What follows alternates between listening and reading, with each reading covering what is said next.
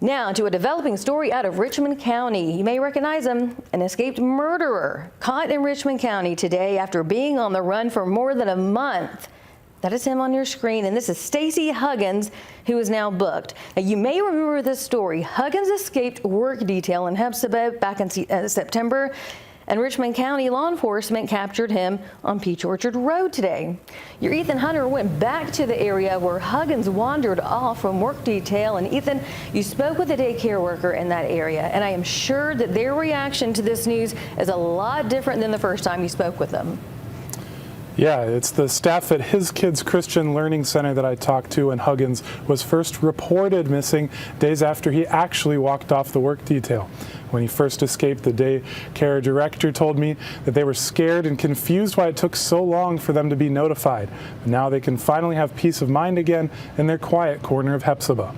Tracy Highland runs a daycare just down the street from where Stacey Huggins, a convicted murderer, walked off of a work site in September. We have thought about it a lot. We thought he was long gone and we'd never hear from him again or never hear about him again. Now, 48 days later, Tracy and the staff don't have to worry. I'm glad he was caught. Calms our fears a little bit. The original work site he walked off of is right behind this fence, and the daycare is just 2 houses down along Wilson Road. Peach Orchard Road is less than a mile away from here, and he made it 7 more miles down Peach Orchard Road towards Augusta, finally stopping where Peach Orchard meets 520. Huggins was arrested on Wednesday around this area off 520. Tracy was shocked he was so close. Never in a million years thought he'd be still in the area. Neighbors were originally frustrated by being left in the dark, not knowing an inmate had escaped down the road for 5 days. The Richmond County Sheriff's Office says that was a failure on behalf of the Georgia Department of Corrections. After they learned of his murder charge, the search expanded.